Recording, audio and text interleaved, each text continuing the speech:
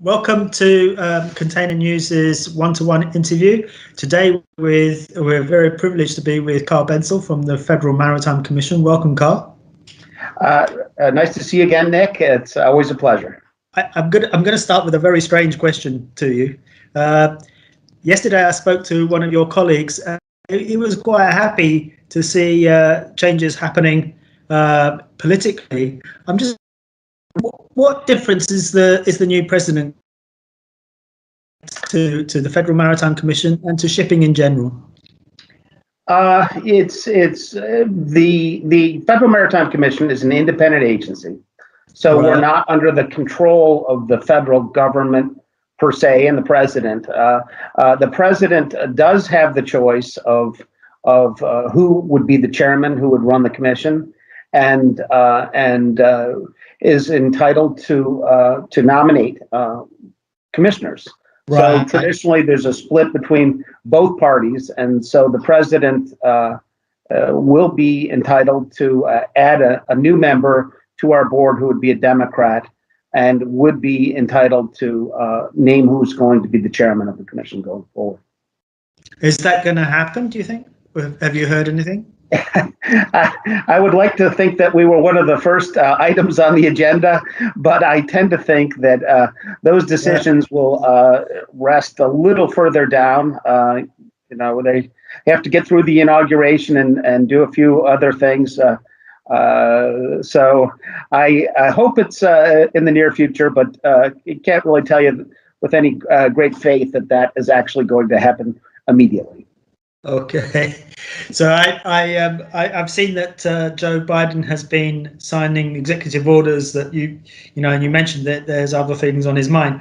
One of them is COVID, and that's been a problem, I think, for the shipping industry, and particularly ports. Is that not the case?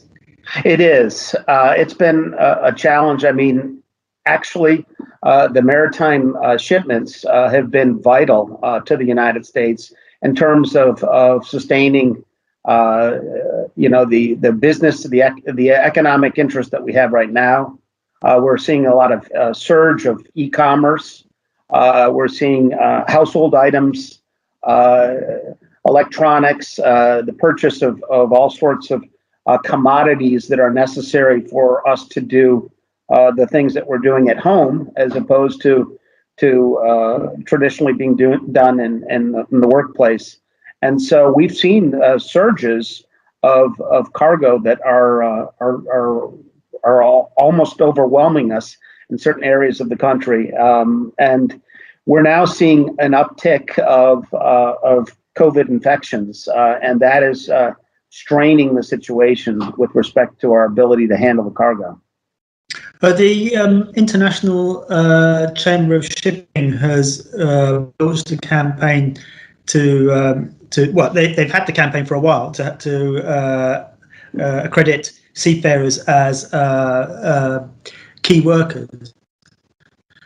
But they're now looking at making seafarers one of the first to get vaccinations. With that policy, or is that something is going to look at? I've worked with my fellow commissioner, Commissioner Maffei, to write to the Maritime Administration and to CDC. The decision on how to allocate vaccinations in the United States is a state-by-state determination. So we wrote to the Maritime Administration, the CDC, the federal agencies in charge of our maritime shipping and also the vaccination and health and safety, pointing out that very point that these workers are critical to the supply of PPE and to the economy in general, and we need to treat them a little bit higher on the determination of who is going to get a vaccine. And so hopefully the industry has been working to make sure that not only are we focusing rapid response testing equipment so we can identify if there's an outbreak and respond to it as appropriately as we can, given given contact tracing and requirements to isolate. But also to get the vaccine to people who need to continue to work to provide what we need as a nation. I think the last time we spoke, you suggested that some of the causes of the congestion at major ports in the US has been the lack of staff due to COVID. That seems to be the executive director of Los Angeles. Also was on a webinar, a World Bank webinar, and he suggested that the digitization process would also help with cargo through the ports. And actually, LA is the only port that's actually implementing the FAO Convention. What was brought into effect.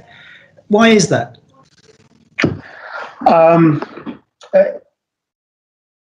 It's difficult because there's so many different actors involved in maritime transportation in the United States. So a ship comes in, it's mostly a foreign flag vessel from a foreign country. You have marine terminal operators involved. You have the Port Authority itself, so they're usually landlord ports, and so the terminals actually handle the cargo. We have trucking companies that are used, railroad companies. We have equipment providers, so the actual chassis and containers are leased into service, and so all of these have to be balanced. And ultimately, we're going to have to get to a point where we communicate to a greater good, because right now we really have not been able to provide the transparency necessary, advance information about what the needs are going to be, and tried to coordinate the different elements. And so I think the determination on how we get to the next level of information technology and the exchange of information is going to be really important. And I think the port director, Gene Soroka, has been focused on how do we communicate better, how do we get information to the people that need to have it. So we're having problems with that right now, and I think we're on the cusp of getting some new implementation of technology that would help address it, but we're really not there at this point. So one of the interesting things that happened today, actually, there was a report by the World Bank and the International Association of Ports and Harbours. And it said that only 1/3 of ports around the world had in fact implemented the FAO Convention. One of the things that's actually necessary to do that is to have a port management system. That needs to be something that everybody in the country uses and is stable. But it seems to me that America doesn't have. Would it fall to the FMC? Would it be to the federal government to create a port management system on a countrywide basis, or would it be individual states?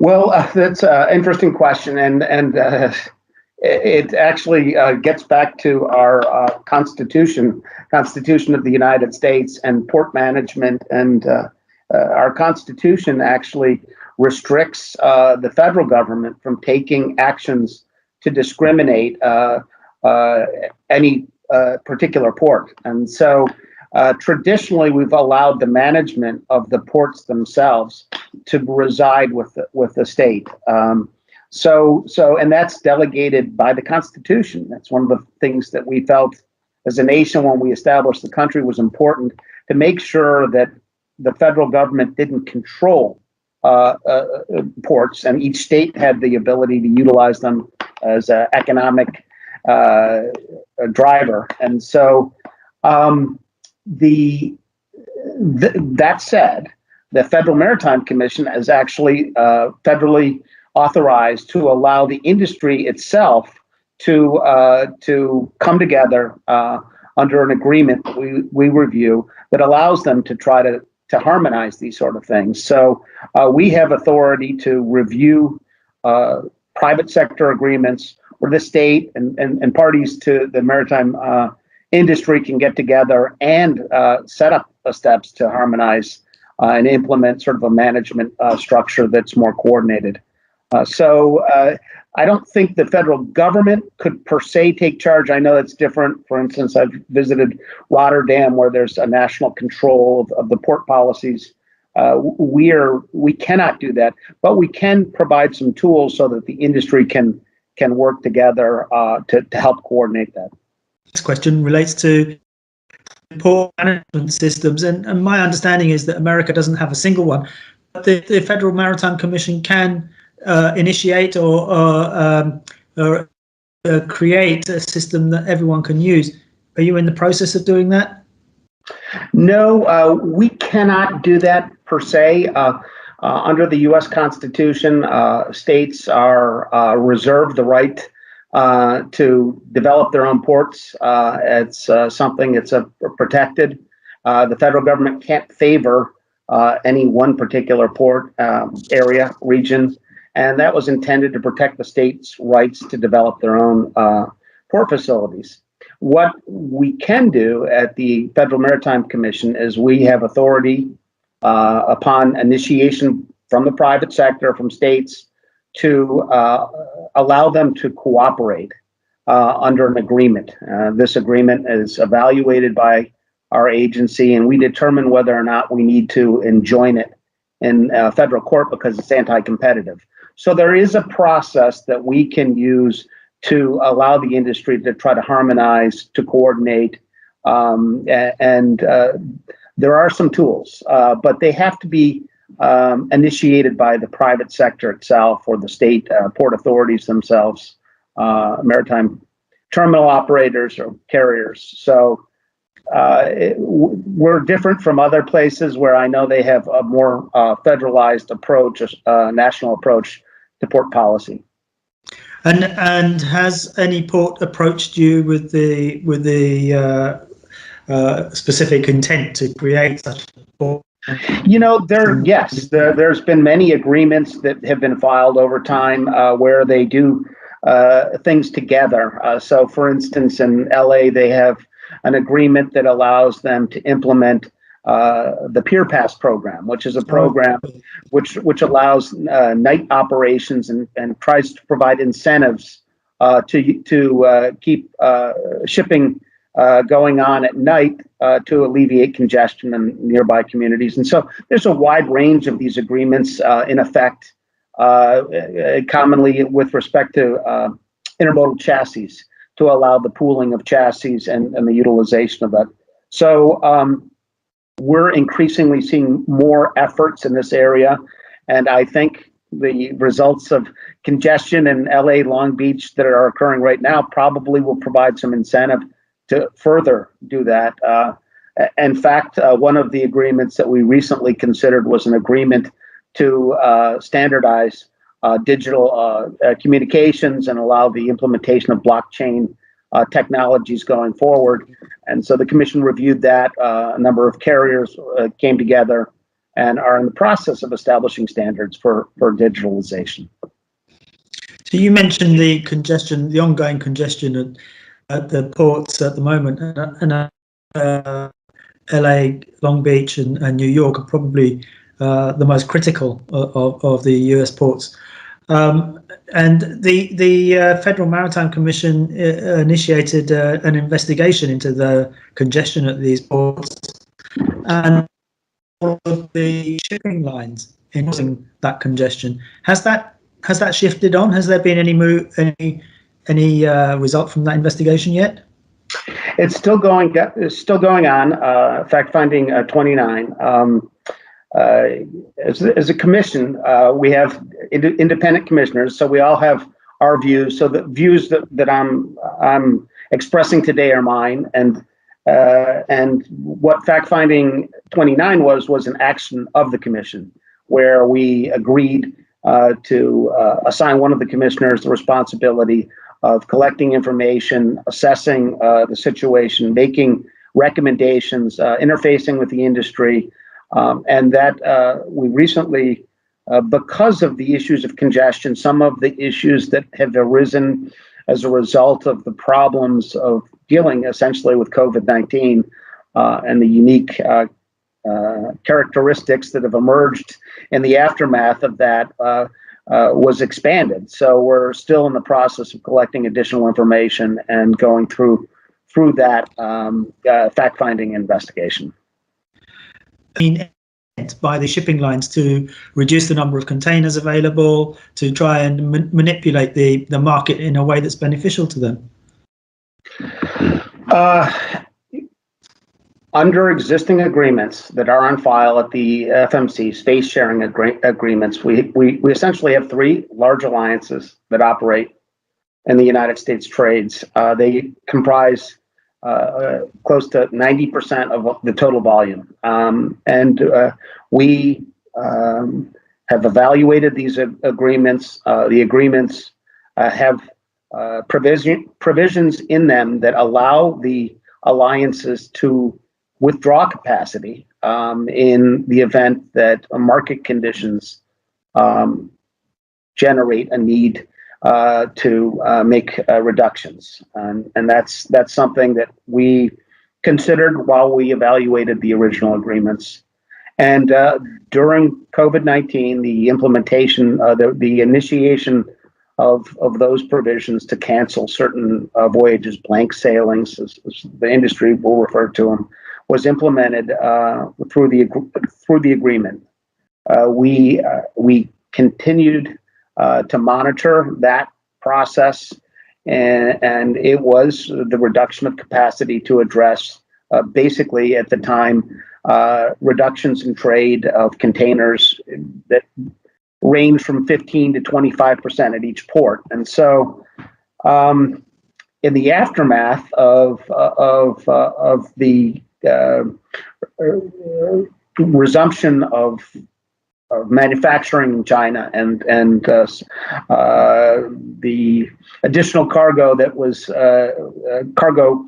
transportation need that was built up, there probably was a lag time in which we did not address affirmatively all of the requirements that would be necessary for a cargo reduction of 20 to 25% to a point where cargo had jumped 20 to 25%. And so there were some issues related to that, I believe, that were mostly attributable to the market itself. And so now, as we move forward, we're seeing huge cargo surges, and we've seen allegations that have been made, for instance, that we're not getting as much containers manufactured as we need from potentially from China. We're still behind on equipment that we need on the intermodal side at our ports, and rates are very high right now. We're seeing, in some instances, a quadrupling of the rates from the previous year.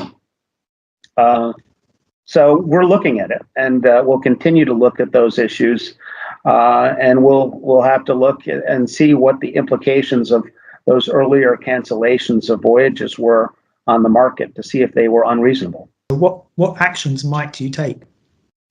Well, I think the question is, what sort of information do we get about the allegations? A lot of times we get allegations. I get a lot of emails, frustrations with one element or another related to the shipping practices, but you really have to have credible information that something that's occurred that's a violation that is in fact unreasonable.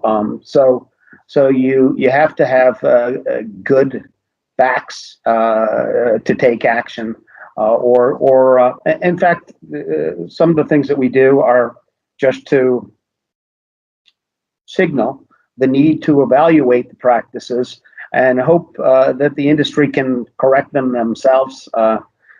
In general, challenge has been shipping has not been a lucrative industry. 8 out of the past 10 years, the container industry has lost money, and so there's a little bit of leeway in making a profit because of the history of the boom or bust nature of the market, and but we have to look and see whether or not we have information that there's been violations, that the actions have been unreasonable, and that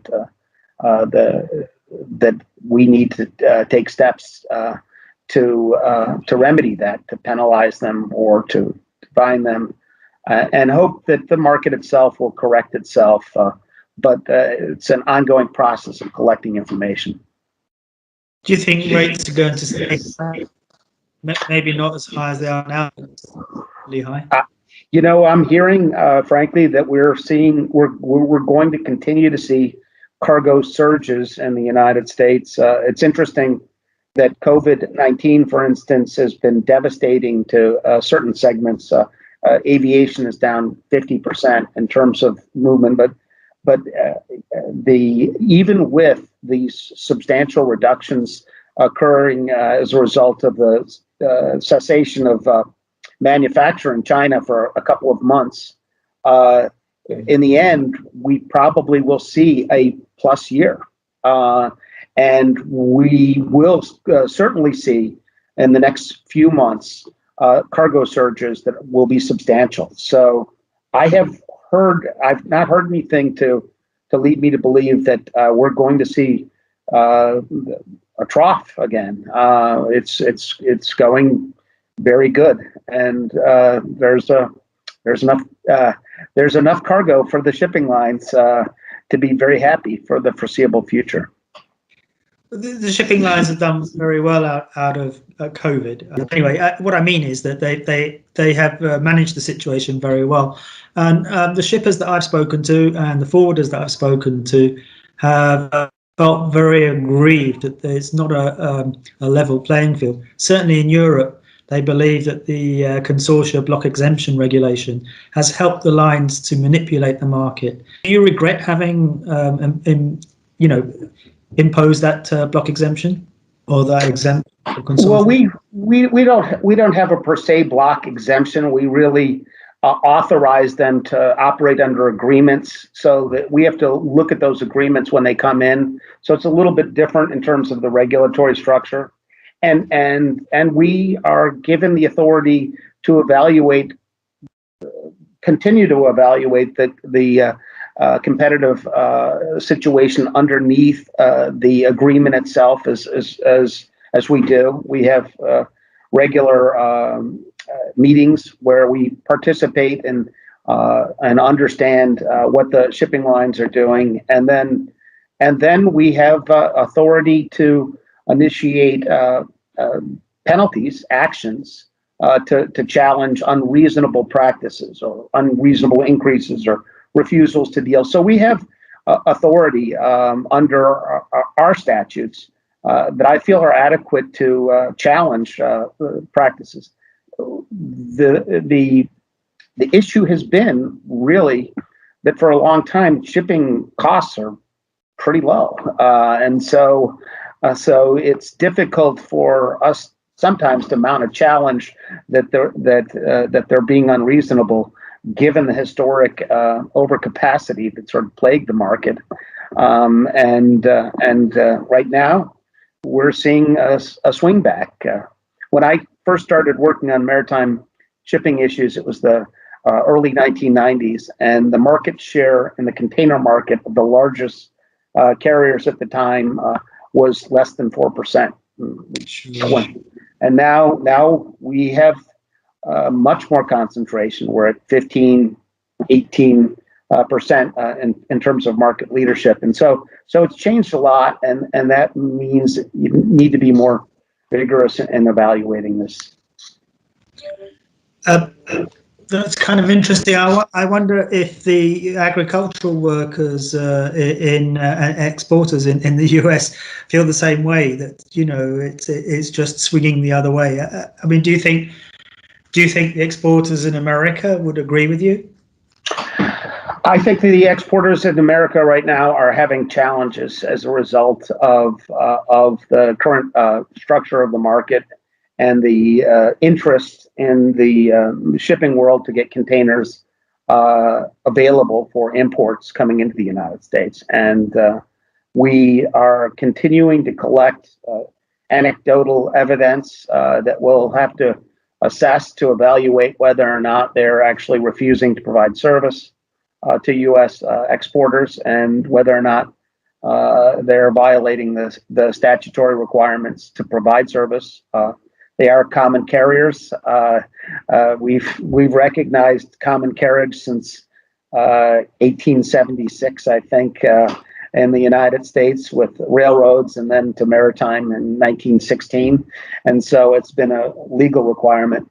So we're looking at that, and I think there has been some information provided that the shipping lines, in their haste to get boxes to Asia for imports, have not been paying attention to their obligations to provide service for our exporters. And in some cases, it's challenging because we tend to be exporting bulk commodities, agricultural commodities, where you have a lower value proposition in their shipment, but they do have the requirements to provide service, and so we're looking at that right now. There is evidence of some refusal to carry exports, to carry cargoes, in contravention of FMC regulations. Will we see some penalties? I would say we're having allegations right now. So we have some allegations that have been made that that's what's occurring. I think we're in the process of independently trying to verify what actually occurred. So we're still in the process of checking the claims. And from what you've seen, do you expect there to be some penalties? I think it's too early to tell. We've gotten some allegations that this is not occurring.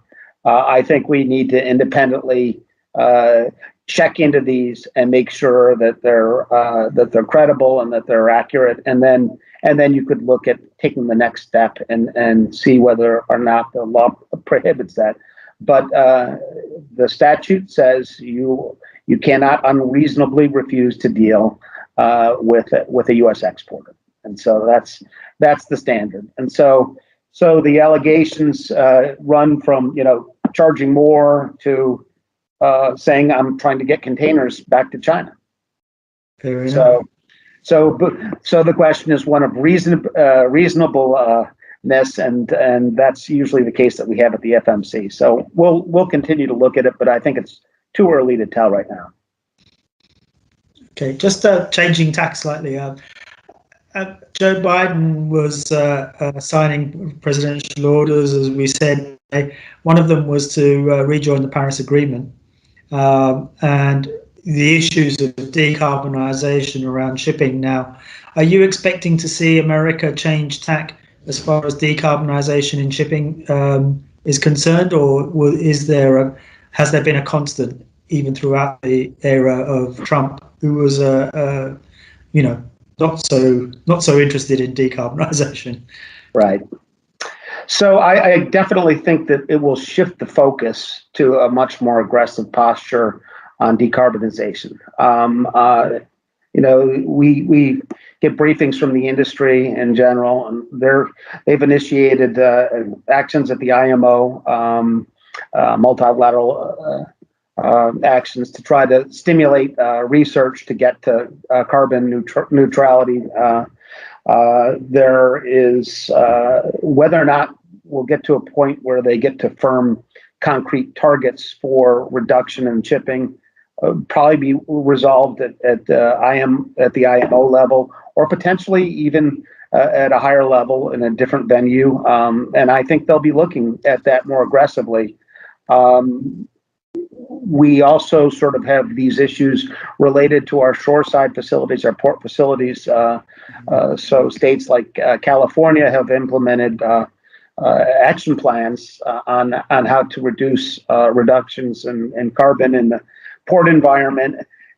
Frankly, right now, the technology isn't completely there. The resources haven't been completely there. You have many different parties to the maritime transportation chain that all contribute to carbon emissions. And so, some of them are drayage trucking, for instance. And how do you get incentives for a drayage truck driver who probably makes less than they should to start to get a new piece of equipment and an LNG truck? And so this has been a challenge, cold ironing vessels so that they can turn off their engines while they're in port, and using the